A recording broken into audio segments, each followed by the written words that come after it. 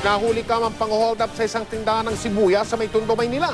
Natangay ng sospek na mahigit 10,000 pisong kita ng tindahan. Nakatutok si JP Soriano. Eksklusibo. Bago magpasko, isang kaso ng hold-upan sa tindahan ng sibuyas sa Santo Cristo, Tondo ang nahuli cam ng CCTV.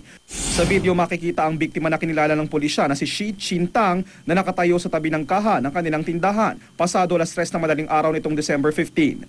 Maya-maya dumating ang isang lalaki na nagpanggap na customer, kumuha pa ng sibuyas at kunwari bibili lang. Kasunod nito, naglabas ang sospek ng baril at tinutukan ng biktima, pero tila balisa ang sospek. Habang iniaabot ng biktima ang pera mula sa kaha, pumutok ang baril at tinamaan ang biktima sa hita.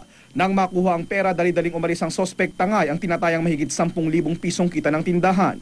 Doon na dumating ang security guard sa kabilang tindahan. Grupo daw ito ng tiga-parola na nambibiktima ng mga nagbabagsak ng prutas at gulay. Maayos naman na raw ang lagay ng biktima.